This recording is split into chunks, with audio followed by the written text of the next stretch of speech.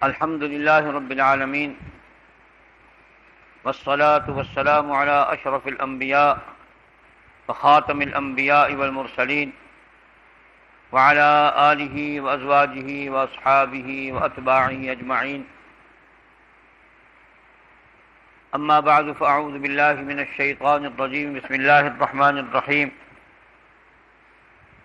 يا أيها الذين آمنوا إن جاءكم فاسق بنبأ فتبينوا أن تصيبوا قوما بجهالة فتصبحوا على ما فعلتم نادمين واعلموا أن فيكم رسول الله لو يطيعكم في كثير من الأمر لعنتم ولكن الله حبب إليكم الإيمان وزينه في قلوبكم وكره إليكم الكفر والفسوق والعصيان أولئك هم الراشدون فضلا من الله ونعمة والله عليم حكيم. صدق الله مولانا العظيم وبلغنا رسوله النبي الكريم ونحن على ذلك من الشاهدين والشاكرين والحمد لله رب العالمين. دوستو، بزرگو، معززہ مکرمہ بہنوں بیٹیوں، اللہ تبارک و تعالی نے جو اصول اپنے پاک کلام میں اپنی مخلوق کے لیے بیان فرما دیے ہیں، وہ ایسے اصول ہیں کہ اگر کوئی آدمی ان پر عمل کرتا ہے تو اس کو پرسکون زندگی اور عافیت والی، امن والی زندگی نصیب ہو جاتی ہے.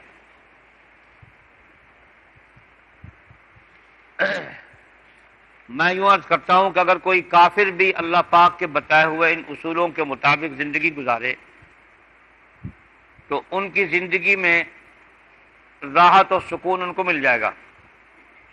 آخرت کی بات نہیں کرتا، دنیا کی بات کرتا ہوں کہ دنیا میں وہ امن و سکون و عافی جس کی ضمانت میرے اللہ کے دین نے دی ہے وہ ان کو مل جائے گی.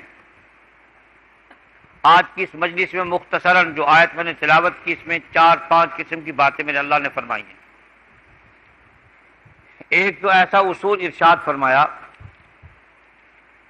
جس کی ہمارے معاشرے میں بہت زیادہ ضرورت ہے، اور ہمارے گھروں میں اختلافات اور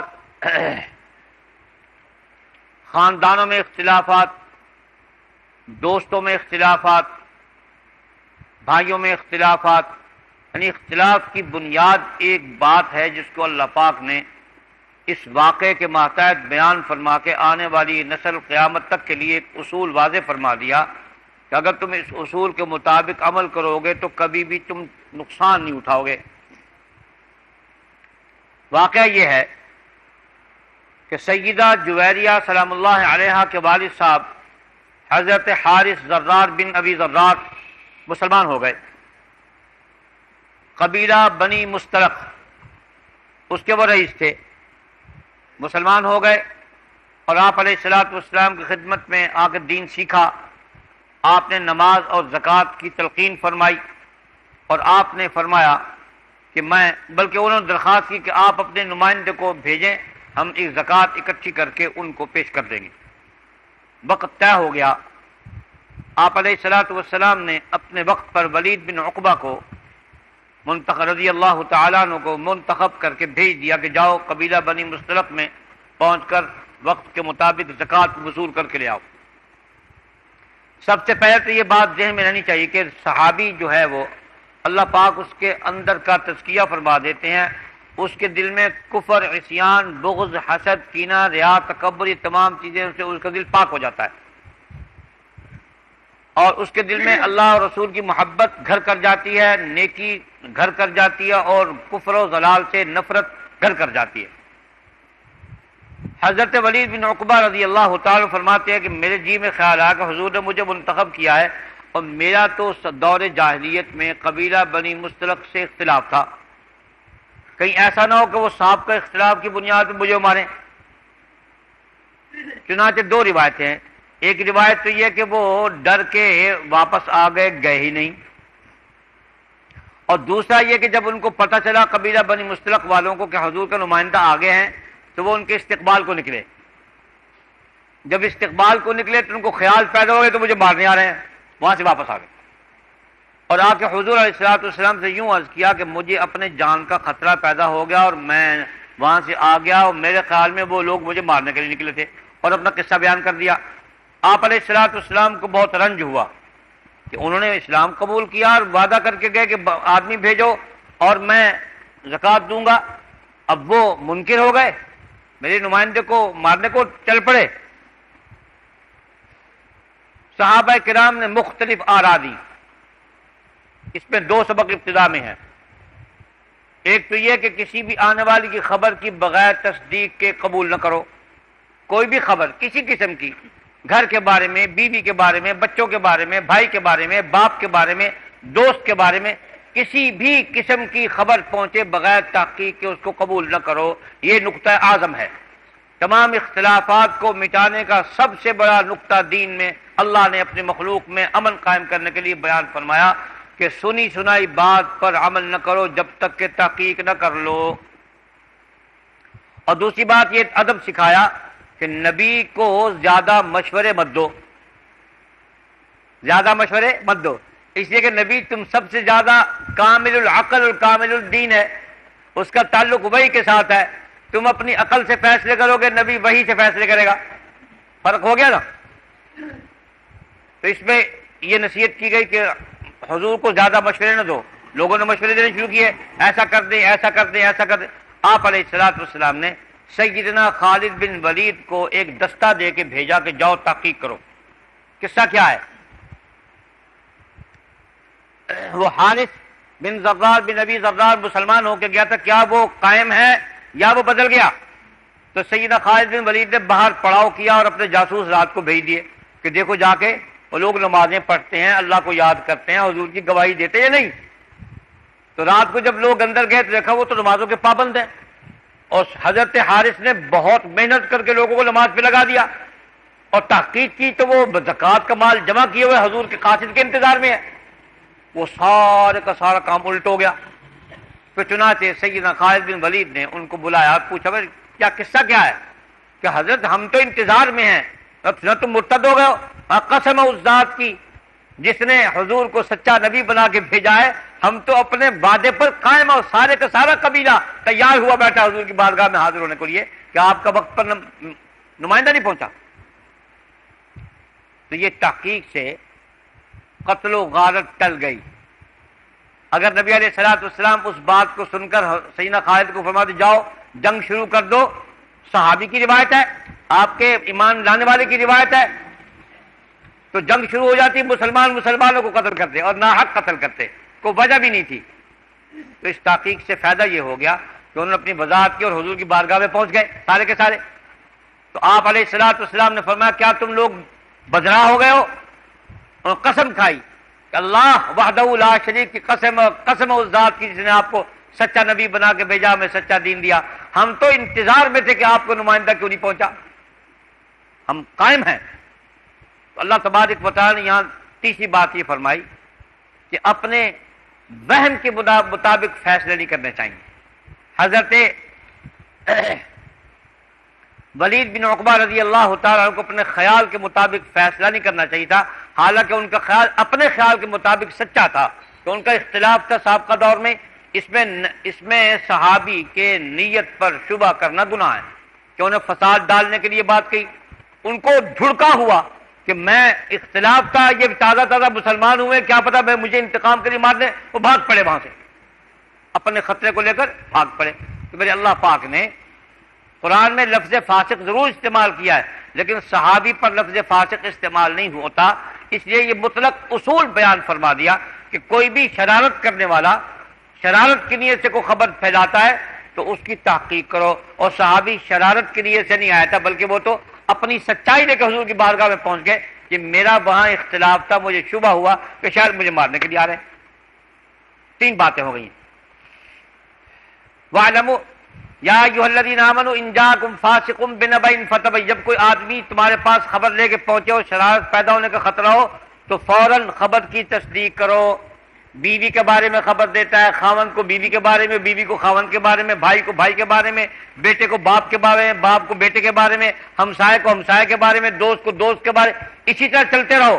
سیاسی معاملات میں ملکوں خبر پہنچ جاتی ہے الٹ پلٹ، ایک دوسرے کے جاسوس غلط خبریں پہنچا کے ملکوں کو لڑاتے ہیں۔ جیسے غیر ملکی ایجنسیوں نے مولویوں کے بارے میں خبر دے کے، طالبان کے بارے میں خبر دے کے یہ تو دہشت گرد ہیں، لڑوا کے مروا دیا، اور استعمال کون ہوا؟ یہ ہے فاسق، جس کا نام ہے پلید پرویز غیر مشرف، پلید نسلی طور پر پلید، تخمی طور پر پلید، عقلی طور پر پلید، خیالات کی طور پر پلید، عقیدے کے اعتبار سے پلید، وجود کے اعتبار سے پلید، ہر لحاظ سے از اول تا سرپا پلید ہی پلید استعمال ہوا۔ اس فاسق نے، اس بدماش نے خبریں پہنچا کے مسلمانوں کو برباد دیا۔ اس قسم کا آدمی جب خبریں پہنچائے تو اس پر غور کرنا چاہیے۔ بعض اوقات ہمسایہ کے بارے میں خبر پہنچاتا ہے۔ الغرض یہ ایسا اصول ہے جس سے فطرہ دور ہوتا ہے۔ ہر شخص کو، بہنوں بیٹیوں کو بھی، بھائیوں کو بھی یہ پلے باندھ دینا چاہیے کہ سنی سنائی خبر پر اعتماد کر کے فیصلے مت کرو جب تک کہ تحقیق نہ کر لو۔ زندگی پرامن ہو جائے گی اور دشمن دوست کھڑا سامنے آ جائے گا، جھوٹ سچ سامنے آ جائے گا۔ اس اصول کو چھوڑنے سے فساد پیدا ہوگا، امن نہیں ملے گا۔ اور دوسری بات ادب سکھایا حضور کے بارے میں، وَاعْلَمُوا أَنَّ فِيكُمْ رَسُولَ اللَّهِ لَوْ يُطِيعُكُمْ فِي كَثِيرٍ مِنَ الْأَمْرِ، کہ تم زیادہ ارادہ دیا کرو، حضور کو تنگ نہ کرو۔ اسی طرح اپنے سے بڑے کو از خود رائے نہیں دینی چاہیے جب تک کہ وہ رائے نہ پوچھے۔ استاد ہے، پیر ہے، مرشد ہے، عالم ہے، فقیہ ہے، محدث ہے، اللہ والا ہے، ہاں پوچھیں بھی تمہاری اس بارے میں کیا رائے ہے، تو اس وقت اپنی رائے کو اظہار کرو۔ جیسے حضور علیہ السلام نے اما عائشہ رضی اللہ تعالی عنہ پر وہ جو ایک واقعہ پیش آیا تھا اور غلط فہمی کی بنیاد پہ صحابہ میں بھی اختلاف پیدا ہو گیا اور بعض زبانوں سے الٹی پلٹی بات نکل گئی اور منافقوں نے اس بات کو پھیلا دیا۔ اس میں حضور نے مشورہ لیا، ایک سے، دو سے، تین سے۔ یہ موقع ہے مشورہ دینے کا جب حضور مشورہ مانگے، اور جب حضور مشورہ نہیں مانگتے از خود مشورہ دینا حضور کی شان کے خلاف ہے۔ تو صحابہ کو سمجھا دیا گیا، وَاعْلَمُوا أَنَّ فِيكُمْ رَسُولَ اللَّهِ لَوْ يُطِيعُكُمْ فِي كَثِيرٍ مِّنَ الْأَمْرِ، اگر تمہاری باتوں کو حضور تمہارے مشوروں کو مانتے جائیں، اور لَوْ يُطِيعُكُمْ فِي كَثِيرٍ مِّنَ الْأَمْرِ لَعَنِتُّمْ، تو تم مشکل میں پڑ جاؤ گے۔ تمہاری باتوں پر عمل شروع کر دے تو مشکل میں پڑ جاؤ گے۔ تو مشکل سے بچنے کا رستہ کیا ہے؟ ادب کا تقاضا کہ حضور کے سامنے زیادہ مشورے مت دو، آپ کی بات کا انتظار کرو کہ آپ پر وحی آتی ہے یا آپ اپنی عقل سے کو فیصلے فرماتے ہیں۔ اسی طرح استاد کی موجودگی میں، اللہ والے کی مجلس میں، کسی محدث فقیہ عالم کی لوگ جاتے ہیں مسئلہ پوچھنے کے لیے اور خود مسئلے بیان کرنا شروع کر دیتے ہیں۔ بھائی تم گئے کیوں تھے؟ جب تم نے خود مسئلہ بیان کرنا ہے تو گئے کیوں پوچھنے کے لیے؟ خود مفتی بن بیٹھتے ہیں، گئے فتویٰ لینے کے لیے اور خود فتویٰ دینے بیٹھ جاتے ہیں۔ اس میں یہ نصیحت کر دی، تین باتیں ہو گئی۔ اور چوتھی بات، صحابہ کا مقام میں اللہ نے بیان فرمایا، وَلَكِنَّ اللَّهَ حَبَّبَ إِلَيْكُمُ الْإِيمَانَ وَزَيَّنَهُ فِي قُلُوبِكُم، وہاں چونکہ فاسق لفظ آ گیا تھا نا، اللہ نے اس کی خود تردید فرما دی کہ میرا یہ محبوب کا محبوب فاسق نہیں ہے، میرے محبوب کا محبوب فاسق نہیں ہے۔ خبر تم کو دی کوئی فاسق تمہارے اندر فساد پیدا کرنا چاہے، اس سے باخبر ہو جاؤ۔ یہ فاسق نہیں ولید بن عقبہ رضی اللہ تعالیٰ عنہ، یہ تو حقیقت کی بنیاد پر خبر دینے والے ہیں۔ تو اللہ فرماتے ہیں حبب الیکم الایمان، میں نے ان میں ایمان بھر دیا ہے، محبت بھر دی ایمان کی، وزینہ فی قلوبکم، اور تمہارے قلوب کو میں نے مزین کر دیا ہے ایمان کے ساتھ، اور وکرہ الیکم الکفر والفسوق والعصیان، اور تمہارے دل کو میں نے پاک کر دیا کفر سے، فسق سے، گناہوں سے پاک کر دیا۔ اولئک هم الراشدون، تم تو ایسے ہو کہ دین کی محبت تمہارے اندر گھر کر گئی ہے اور گناہ کی نفرت گھر کر گئی ہے۔ بات سمجھ آئے؟ راشدون کا معنی دین کی محبت، اللہ رسول کی محبت اور اطاعت گھر کر جائے اور گناہ اور گمراہی کی نفرت گھر کر جائے، یہ ہے راشد کا معنی۔ اور علماء لکھتے ہیں کہ کائنات میں سب سے پہلے راشد کون ہوتے ہیں؟ انبیاء، کہ ان کو نبوت سے پہلے اللہ پاک مرتبہ رشد عطا فرما دیتے ہیں کہ ان کے دل میں بچپن ہی سے، پیدائش ہی سے گناہ کی نفرت ہوتی ہے، اس لیے کہ وہ تو امام بننے والے نا۔ اگر وہ بچپن میں گناہوں میں ملوث ہو جائے تو بڑے ہو کے لوگ تانا دیں گے، خود تو یہ کرتا رہا ہے، اب دیکھو جیسے ہمیں کہتے ہیں، ہم جیسا آدمی توبہ طائب ہو کے داڑھی رکھ لے، کمل کے مجھے سے آدمی داڑھی رکھ لی، توبہ طائب ہو گیا، گناہ ہے، 100 چوہے کھا کے بلی حج نو چلی، ایسا کرتے ہیں؟ تو اللہ پاک نبی کو بچپن سے معصوم رکھتے ہیں، محفوظ رکھتے ہیں، اور نبی کے صدقے میں اللہ پاک نے وہ رشد نبی کے قلب مطہر سے صحابہ کے قلوب میں منتقل کر دیا، پاک قلوب میں منتقل کر کے مہر لگا دی، اولئک هم الراشدون، سارے کے سارے ایسے ہیں جو دین میں پختہ ہے، گناہ سے نفرت کرنے میں پختہ ہے۔